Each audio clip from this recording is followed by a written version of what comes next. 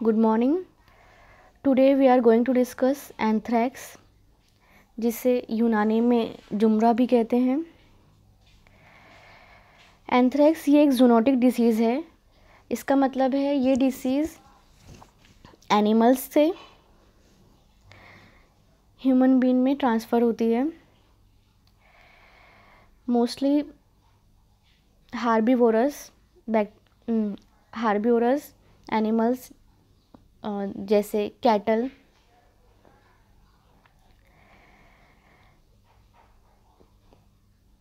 और ऐसे इंसान जो एनिमल की जिल्द, वूल और बालों से रिलेटेड होते हैं या उनसे जुड़े पेशे से मुंसलिक होते हैं, वो लोग इस बीमारी से ज़्यादा मुतासिर होते हैं।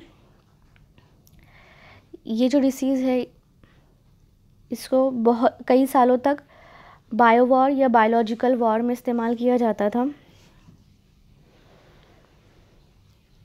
जो इन्फेक्टेड कैटल होते हैं या एनिमल्स होते हैं, उनके माउथ, नोज़ और एनस से इस बीमारी के जरासीम, बैक्टीरिया, स्पेशली उनके स्पोर्स ये शेड ऑफ होते रहते हैं। कॉजेटिव ऑर्गेनिज्म जो इसका होता है वो बैसिलस एंथ्रेसिस है। ये ग्राम पॉजिटिव बैसिलाई है जो कि aerobic spore forming capsulated bacteria होता है।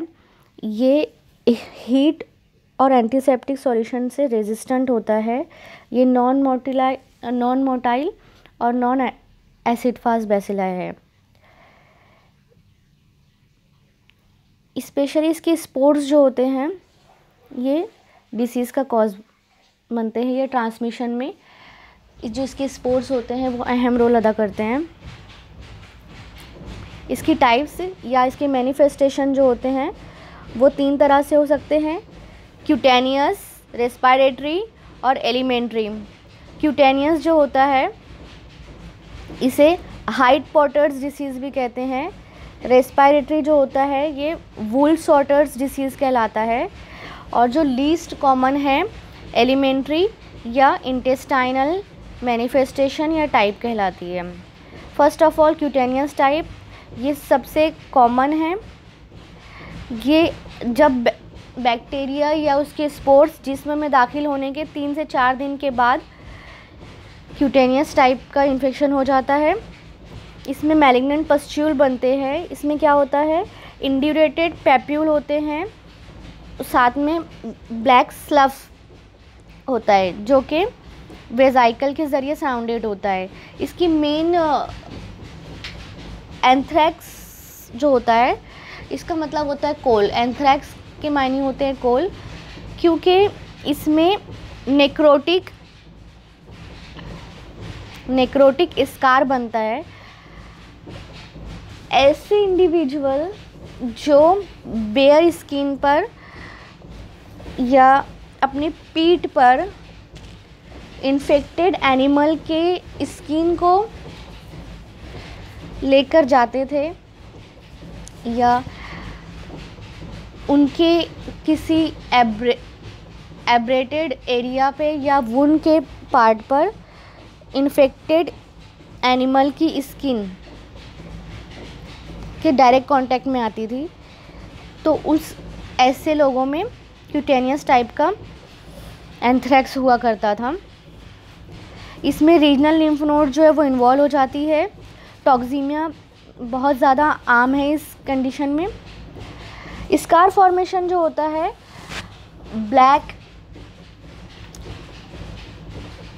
ब्लैक लीजन्स या नेक्रोटिक लीजन बनते हैं, और इसी वजह से एंथ्रैक्स जो है वो नाम दिया गया है एंथ्रैक्स के, क्योंकि मायने होते हैं कोल। इसमें कोयले की तरह काला लीजन बनता है स्किन पर। ये एंट्री साइट ऑफ ऑर्गेनिज्म पे भी बन सकता है, जहाँ से ऑर्गेनिज्म या बैक्टीरिया स्किन में इंटर हुआ उस जगह पे स्कार बनेगा या फिर जनरलाइज्ड होल स्किन में बन सकता है। ये है एंथ्रेक्स स्कार ऑन नेक। आप देख सकते हैं ये बिल्कुल ब्लैक है लाइक कोल। इसके अलावा स्किन लीजन है इस मरीज के हाथ पे। रेस्पिरेटरी पल्मोनरी, ये जो बैक्टीरिया की स्पोर्स हैं उसके इन्हालेशन की वजह से कॉज होती है। इसमें क्या होता है, मेन हीमोरेजिक निमोनिया, हीमोरेजिक मेनिंजाइटिस और बैक्टीरियमिया की कंडीशन हो जाती है। जो बैसिलाई होते हैं वो ब्लड में, या स्पोर्स जो होते हैं वो ब्लड में फैल जाते हैं। ये कंडीशन ज़्यादा डेंजरस है अगर इसका ट्रीटमेंट ना किया जाए तो। एलिमेंट्री टाइप, इसमें क्या होता है, ये होती क्यों है, सबसे पहले जो बैक्टीरियल स्पोर्स होते हैं उसके इंजेक्शन की वजह से, या ऐसे एनिमल का गोश्त खाने से जो कि इस बीमारी से इन्फेक्टेड हो, या अच्छी तरह से जो ना पका हुआ हो,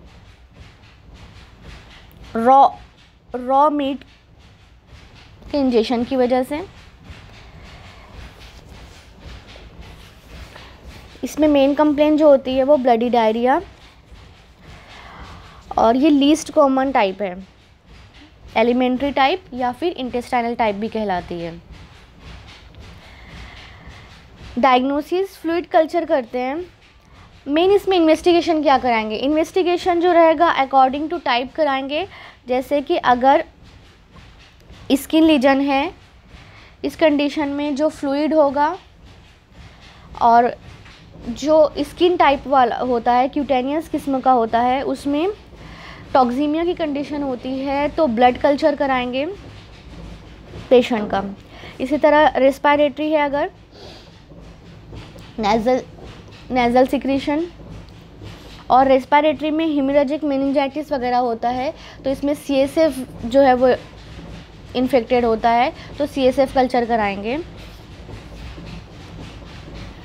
और एलिमेंट्री जो होता है इसमें इंटेस्टाइनल सिक्रीशन, इसका कल्चर कराना होता है। और इसके अलावा इसके फीसेस, जो पेशेंट के फीसेस होंगे उसका कल्चर कराएंगे, स्टूल कल्चर कराते हैं। Now the diagnosis. तो डायग्नोसिस कैसे बनती है, जब फ्लूइड कल्चर करते हैं और नॉर्मल माइक्रोस्कोप में देखते हैं तो जो बैक्टीरिया होता है वो बाम्बू लाइक दिखाई देता है, लेकिन जब हम कल्चर करते हैं तो इसका अपीयरेंस जो होता है, जब वो कॉलोनाइज अपनी कॉलोनी बनाते हैं तो ये मेडूसा हेड अपीयरेंस होता है। इस तरह से ये बैक्टीरिया दिखाई देते हैं अंडर माइक्रोस्कोप में। इसके अलावा पॉजिटिव एम्फेडिन्स रिएक्शन, इसमें क्या है, जब ब्लड फिल्म में एंथ्रेक्स बैसिलाई मौजूद होते हैं और उसको स्टेन किया जाता है पॉलीक्रोम मिथाइलिन ब्लू से कुछ सेकंड के लिए, और उसको फिर जब माइक्रोस्कोप में देखते हैं तो क्या होता है, क्योंकि ये कैप्सुलेटेड बैसिलाई होता है तो जो इसका कैप्सूल होता है वो पर्पलिश दिखाई देता है, लेकिन जो बैक्टीरिया होगा वो ब्लू रहेगा। तो ये अपीयरेंस कहलाता है मैकफेडियंस रिएक्शन, और ये इस्तेमाल किया जाता है प्रिजम्पटिव डायग्नोसिस के लिए एंथ्रेक्स की। Third one, positive Ascoli's thermo precipitation test. ये टेस्ट क्या होता है, ये एक सीरोलॉजिकल टेस्ट है जो कि एनिमल में किया जाता है और it is also a diagnostic test. Treatment क्या है इसका, पेनिसिलिन, लेकिन अगर एनाफिलैक्टिक रिएक्शन किसी पेशेंट में होता है तो उसमें अब चूँकि पेनिसिलिन का यूज़ कम हो गया है तो ट्रीटमेंट ऑफ चॉइस जो है इसका सिप्रोफ्लॉक्सासिन या डॉक्सीसाइक्लिन, उसको साथ में ऐड करना है। इसके अलावा एसिस, गधों से एक स्कैल्वोस सीरम प्रिपेयर किया जाता है।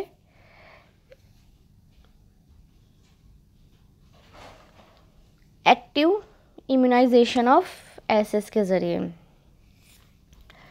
तो अगर सर्जिकल पॉइंट ऑफ व्यू से देखा जाए तो this is not a so much important, लेकिन अगर ट्रीटमेंट की बात आती है तो ये तो मेडिसिनल ट्रीटमेंट हो गया, एंटीबायोटिक।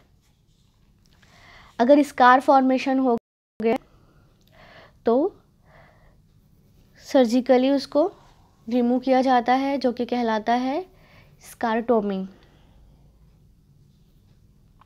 क्योंकि वो डेड पार्ट होता है, नेक्रोटाइज्ड हिस्सा होता है, उसको रिमूव करना ज़रूरी होता है। तो उसको लोकल एनेस्थेशिया देने के बाद जो डेड नेक्रोटाइज्ड टिश्यू होगा, जो ब्लैक पार्ट होगा, उसे रिमूव किया जाएगा under full aseptic precaution. That's all for today.